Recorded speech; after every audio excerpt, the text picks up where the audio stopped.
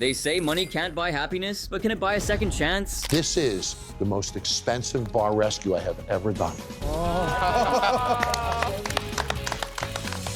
Millions were spent, state-of-the-art upgrades were made, and yet the question remains, was it all worth it? This is a major project. It's huge. It's actually one of my most challenging rescues ever because of the sheer size of it. Did these bars rise from the ashes, or did they burn through their fortunes just as fast as they lost their customers? Let's find out. Los Angeles Brewing Company shattered your family. Not anymore.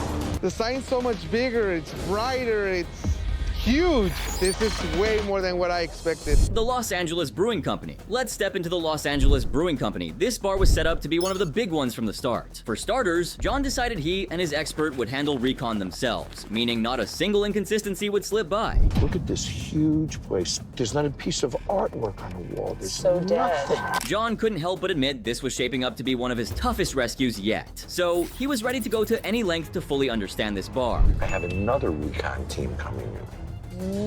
Are they going to pay all their attention to us, or are they going to give us all good service? Love how you spiced it up. This is fun. John spotted taps not just unused, but still in their plastic wraps. And the worst part? That was the very first thing customers saw walking in. As if that wasn't enough of a letdown, what came next was an even bigger punch in the gut. Do you brew your own beer here? No, we don't. You don't. So you're not a brew house. Right. Because you're called a brewing company. I'm trying to figure this out. Either way, John was eager to explore the bar's so-called treasure trove of 100 beers. Except, plot twist, it wasn't 100. How many beers do you actually have? 18? The sign says you have 100. Right, right. Give me one of those for now. And if that disaster wasn't enough, the bartender didn't even know how to pour a proper beer, let alone wash the glasses right. So yeah, the taste was predictable, but what they didn't know, it was about to get much, much worse. You all right? Oh my God. My first beer in there was really nasty and bitter. After everything else had gone downhill, John's hopes were shattered, but he still gave the chicken wings a shot, something any decent chef should handle with ease. So what do we got here? Wings, we have the lemon pepper, the mild and the hot. Any decent bar should know how to cook chicken wings. Dry. Look at it. See the dark color of the meat? See the dark bone? That tells you this is a frozen product. If that's what they dared serve John, imagine what regulars got. One glance and he knew it was inedible. Then he walked into the kitchen, and the real horror show began. Does that feel cold to you? Not at all. So none of this is stored at the right temperature. Sour cream. After a string of letdowns, John turned to the chef, Monica, who was prepping burgers for the night's real test. But when he saw her method, his jaw dropped. Monica, what are you doing? You don't want them to be juicy? When you do this, all of the grease comes out of the burger. The burger is now dry. She stared straight into John's eyes, continuing to make those burgers like nothing was wrong. Why? Because that's the only way she was taught, and you won't believe who taught her. You never, ever squish a hamburger. Who taught you to cook? Richard. Where's Richard? Richard! And his reasoning? Even more absurd than you'd expect. You're the one who taught her to squish burgers? You can speed the process, but For who? Your bar is empty. I'm not the one serving the food, they are. If Richard's excuses weren't already enough to make John walk out, the stench near him sealed it, like a fridge never cleaned. And then he spotted it. What is this? Old cheese? Does it look fresh? Smells like your refrigerator. Somebody eats this, they don't come back, right? But that was nothing compared to the next box John found. It was even more disgusting than the cheese. Old sausage. Are they gonna come back for that? No. So they're not gonna come back for that either. John was so flabbergasted by the foul ingredients just kept piling up, he completely forgot the burgers might have already been served to the real recons outside. He had to stop them, but oh no, he was just a minute too late. That is awful. Oh, it's awful. No wonder it tasted awful after seeing the cook's methods. When John yanked the ham patty out and held it up, customers saw it too. Spoiler, try not to gag. Look at this, guys. Wow. This burger is raw. Richard was clearly spellbound, but his face? Absolutely priceless. The very cooking method he proudly defended came back to smack him in the face. And if you don't realize how bad it was, just take a look at this. This is your burger. Oh my God. This is what your future is banking on. The bar was a crime scene at this point, and John emptied it faster than anything. He brought in his forensics, the bar experts who could barely stand the stench of this place. And when they found where it was coming from, they lost it. See what you get out. Got some brown stuff on that one there. And you can this smell is it. symptomatic of the lines not being cleaned. This was the biggest proof that these beer lines were never cleaned. But guess what? Richard, the owner, still stuck to his story, claiming they were cleaned frequently. No way. Is that clean? No. You don't verify anything. But what they found next shut him up for good. Look at that. That's mold. White, bloomy mold. All that stuff's going right into your beer lines. This was literally the most important thing to clean in a bar. I mean, what's the point of even having one if you're serving moldy beer? And if this was the beer, just imagine how neglected the kitchen must be. Actually, scratch that, just take a look. You haven't cleaned the debris out there. Oh, it's the worst I've ever seen. That's bad. Clean your frickin' fryer. John laid down the law. Clean it up or the rescue stops here. Surprisingly, the staff actually spent all night scrubbing. So the stress test was set to go smooth, right? Ha, not so fast. This bar had the worst luck. You're kidding me. It's real slow. It's not letting me do suds. If it's not coming out right anymore, then stop serving it. Oh, good. The crowd was getting restless, waiting for their drinks. First, they were coming out slow, then trickling, and then the keg kicked. No beer, maybe a loose pipe, a small malfunction? Nope, just more good old negligence. Things right here that's low. Where's your backup? Do you have a backup tank? We've been running on this nitrogen with a backup. This was the backup keg, but did they actually, back it up? Nope. And instead of owning up to it, Richard thought the best move was to shift blame. How am I supposed to know it's gonna run out? It hasn't You're run out. supposed to look. That's why there's gauges. John, not having it at all. So do you realize we're closed? We're done. We can't sell one beer. Now we gotta close the damn bar down. Richard, you blew it. John knew he didn't just have to build a bar, he was supposed to build a destination, a once-in-a-lifetime experience for customers. And when the grand reveal came, Richard and the staff's reaction said it all. You guys ready to see the inside? Yeah! Go!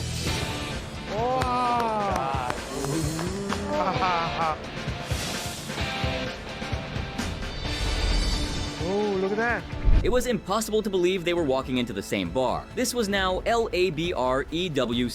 When John first got here, they had no chance of making a name for themselves without brewing their own beer. But now, John made it happen. I got Smart Brew, computerized brewing system. It has recipes in it. It produces the beer all by computer control. You don't even have to be a beer expert to know. This setup cost John a fortune, and he didn't stop there. Oh no, he went all in. I got Pour My Beer to give you guys a guest dispensing draft beer table. It pours the perfect pint every time and eliminates overserving. And remember how the keg stopped? Yeah, not happening anytime soon now. I got new CO2 to install a whole new system so that you'll never run out of gas again like you did in the stress test. A lot, right? It really was. John went overboard, which he always does, but this time, he took it to another level. This is the most expensive bar rescue I have ever done. After John Taffer and his crew sprinkled their magic on the disaster known as LA Brew Co., things actually looked bright. At the 6-week check-in, numbers told the story. Drink sales up 30%, food sales up 25%, and for once, the bar was holding its own. Richard no longer had to drain his family's money just to stay afloat. A miracle? Pretty much. But as you might have guessed, the honeymoon was short-lived. By April 2015, barely a month after the episode aired, and 5 months after Taffer's visit, LA Brew Co. closed its doors for good. The downfall came down to 2 brutal blows. First, they lost their liquor license, the ultimate death sentence for any bar. Second, Richard decided to cash out and list the place for sale. The kicker? The asking price was $650,000. Not bad for what was billed as Bar Rescue's most expensive makeover, yet despite the shiny new look and strong start, LA Brew Co. couldn't hold on. Turns out, Taffer's magic can't always fix bad management or bad luck. While this might have been John's priciest renovation ever, at least the owner tried to make it work. But then comes the next bar, where John didn't just invest once, not twice, but 3 separate times, before finally giving up. Welcome to second base. Second base. Well, this is a sports bar. Look at our sports theming with famous team colors and numbers. I got you guys a chilled Grand Marnier shot machine. Other sports bars do cheap shots, not second base. We do premium shots. When the owner Terry first bought this bar, he gave it everything a guy club could possibly want in a bar. Naturally, it became the town's hotspot, money pouring in faster than beers on happy hour. At our peak, we were making about $12,000 a month in profit. I have sports, girls in bikini, what more can guys want? And no one soaked up that success more than Terry himself. He was riding his high horse, basking in the glory, and obviously he started working less and less in the bar. But that wasn't the wild part. The real twist was what he did next. That's for my friends. Terry will just drink and drink and drink to where it encourages drinking. I actually am okay with drinking on my job. Yup, the bar became one big sloppy mess. The bartenders, completely out of control. The dress code, if you could even call it that. Think of the sleaziest attire possible, and then somehow it got worse. You've got people who think this is a strip club. Seriously, how much for a dance? We got people who think it's okay to grab and touch. Just a bunch of horny guys waiting for strip club dances. And for what's coming next. Yeah, I'd like to issue a parental advisory. These girls are wearing no basis of a uniform at all. Some of them are half naked, some are wearing torn shorts, some are in bathing suit tops. So here we have the so-called players of this sports bar, each one more disastrous than the last. And let's just be clear, there wasn't a single thing about this place that actually screamed sports bar. No decor, no theme, and honestly, it wasn't even a decent place to grab a drink. Because we kind of want to get two different bartenders making the same drink, see if they're consistent. Look at that. So two different bartenders made two excellent pictures. Look at the color of them. Drinks aren't even close. Now, consistency in drinks, that should be a given, right? But not here. Why bother with a menu when the bartenders just freestyle your drinks like it's some sort of weird drunken jazz session? And don't even get me started on the food. It was an absolute miracle this place was even functioning. The calamari is overcooked. It's terrible. Way overcooked. You see that color? That's yellow. You're actually making me sick a little. While the bar was sinking faster than the Titanic, Terry, the absentee owner who popped in maybe once or twice a month, for what reason, no one knows, and was busy drinking elsewhere. But what came next? Oh, it was so shockingly outrageous that even John Taffer himself was left speechless. You ready for another shot? And he knows there's a chance that I could walk in here tonight. Hey, Tupper! Thanks, Tupper. You know what that is? That's an hole. Oh, someone get this man a trophy for most irresponsible bar owner. But the disaster wasn't just limited to the staff's behavior, nope. John stepped into the bar and was immediately smacked in the face by the worst stench imaginable. And let's just say, the filth everywhere. It's just filthy. It's build up. This has been here. Not a week, not a month, for a long ass time. And the kitchen? Forget grease. This place had generational grease. We're talking layers upon layers of history, told in oil stains and grime. This wasn't just a dirty kitchen, it was a full-blown health hazard, the kind that makes you rethink ever eating at a bar again. To get a kitchen this greasy and nasty. I clean the kitchen, but it's all drill. It's always leaking. When they cook something, is leaking. So, the food? Absolutely disgusting. But if you thought that was the worst thing here, oh boy, brace yourself, because the drinks were straight out of a horror movie. What is that? That's poop. Rat nugget. That's not something. Let me see. What is that? Wow. That's freaking disgusting, guys. It is disgusting. Can you even comprehend the level of neglect required for that to happen? This place wasn't just filthy, it was an effortless masterpiece of negligence. And just when John thought he'd seen it all, he checked the beer taps. And somehow, it got worse. That kind of looks like I just blew my nose on it. Oh God, that's disgusting. That's you're making your customers drink this. Old beer sugars, dead yeast, and a stench that could bring a grown man to tears. But here's the real nightmare. If it smelled that bad, imagine what it must have tasted like. But wait, there was something even worse. Something so horrifically vile that John almost couldn't believe it. Look at that guy. Told you, didn't I? If you're wondering how bad the place smelled, just imagine someone mopping the bar floor after cleaning up puke and then using the same mop for the whole place. The stench wasn't just in one corner, it was everywhere. This wasn't a bar, it was a biohazard. Oh, my goodness. We've been walking on. it stinks. I can smell it from up here. This bar is riddled with decay. At this point, mouse turds didn't even seem like the worst issue. But John wasn't here to just gawk at the horror, he was here to fix it. And fix it, he did. In just one night, he flipped this disaster upside down, and what he pulled off, absolutely unreal. Well, this is a sports bar. Look at our sports theming. with famous team colors and numbers. Introducing the brand new Second Base. John didn't just clean up the mess, he transformed this place into a legitimate sports bar. You notice how every TV is now numbered? That's because of this, the Sports Select system. So they can watch every game, Gary, but choose the one they want to listen to. And let's talk about the TVs, every single baseball game, all the time. Now that's a deal, but wait, it gets even better. John left no stone unturned to make this bar the best in town. He even upgraded the glassware, but the next detail, that was the real showstopper. I got you guys a chilled Grand Marnier shot machine. Other sports bars do cheap shots, not second base. We do premium shots. Yeah, premium was the only word that could describe the new and improved bar. From sleazy and stinking to high-end and polished, every single detail screamed money. And the final touch? Oh, it was the cherry on top of this expensive masterpiece. I put in a turbo tap system, and it pours the perfect beer every time. We fixed all the kegerators. Refrigeration is perfect. John poured in a fortune, making this one of the most expensive rescues ever, but no one could have predicted what happened next. Second base. Third strike. And write you a check. But it won't be any good. If he's gonna do what he's doing for me, I'm gonna reinvest too. I'm gonna make forth the effort. Things went south real quick, and nope, the bar didn't just fail, it crashed and burned so bad that John had to come back to second base. Yeah, and the reason Terry gave for the bar's failure? Absolutely ridiculous. When there was like 5 powerhouse sports bars that moved in the area, it just made it extremely hard for us to compete.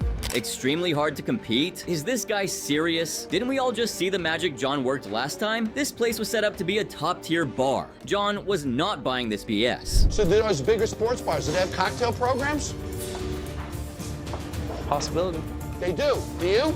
No. But you did, didn't you? We did. So what happened? Second base completely derailed, they ditched the drinks, the food, even the theme. But the most shocking part? John had left them with a spotless, fully functional bar, and now, stepping back inside, he refused to believe it was the same place. Whoa. Smell it? Yeah.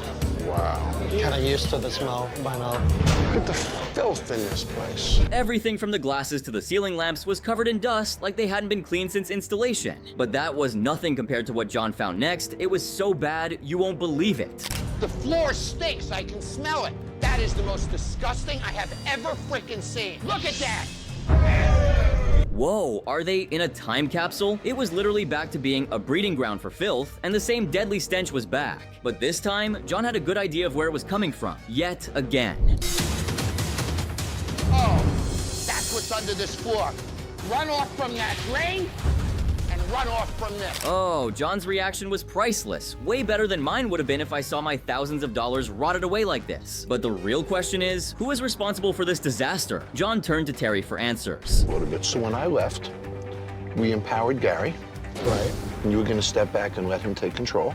Right, which I did. And I understand sales went up like 400% at one point. Yes. All right, so it seemed like Terry had stuck to the plan, right? Even John almost bought it. But nope, the truth was the complete opposite of what this guy was claiming. I still couldn't have control of decisions of what I wanted to do. Is that true? That's not true. Well, it was Terry's word against the manager's now. Confusing, yeah. But then a bartender chimed in with the truth, and suddenly everything made perfect sense. I've never met Terry. He's not here every day. How can you walk into a place that you're never at and be like, well, you need to do this, this, and this, and that's gonna fix the bar? Yup, this guy was never here. After riding the wave of success John created, he took the profits and, when that wave crashed, abandoned the place entirely. Why? Because he was too busy opening a new bar. And now, everything clicked for John. You ever think, Gary, that he took money from this bar and put it in the other ones? Talk to me, Sarah. You know it?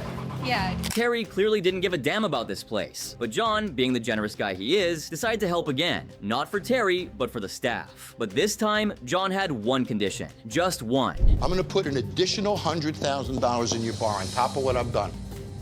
But I will only do it if you put in $30,000. Sounds like a no-brainer, right? I mean, it's his own bar. $30,000 shouldn't be a big deal, right? Well, that's what I thought too, until Terry opened his mouth and turned the situation on its head. And write you a check.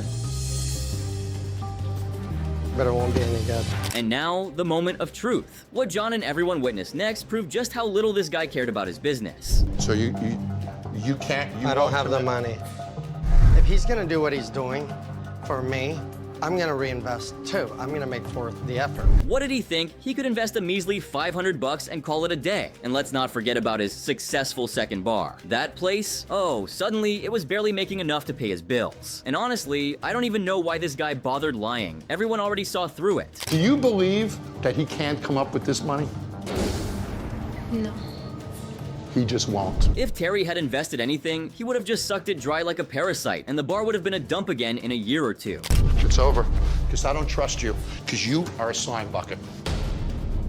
It's one of the best concepts I've ever done, and he totally f***ed it up. And just like that, second base was done for, one of the most expensive rescues ever, and still a total failure. This time, John didn't even bother with another grand makeover. Nope, he just left Terry with a simple piece of advice. Don't be such a douchebag. But of course, Terry didn't listen. And the reviews? Oh, they told the whole story. Customers weren't getting drinks and good times here, they were getting dirt, mold, warm beer, and a stench you could never forget. This place had everything going for it. Great location, a second chance from John himself, but it was doomed by sheer neglect. Customers swore there wasn't enough money in the world to make them come back and eat here. Some couldn't even finish a single beer without gagging. And then the inevitable happened. According to the Orange County Register, second base was temporarily shut down on March 4th, 2024 due to, you guessed it, a rodent infestation. They somehow managed to reopen 2 days later on March 6th, presumably after handling their little furry problem. But honestly, viewers were actually relieved John didn't waste another dime on this dump. 2 rounds of John Taffer's expertise couldn't save second base. At this point, John should have just let it fail the first time. If Terry didn't care, why should he? And that's a wrap on Bar Rescue's priciest disaster yet. Was this doomed from day one, or did they somehow manage to make it even worse? Drop your thoughts in the comments. If you love watching John Taffer throw everything at a failing bar, only for it to spectacularly crash, hit like, subscribe, and turn on notifications. And if you thought this was a money pit, brace yourself. What's coming next makes this look tame.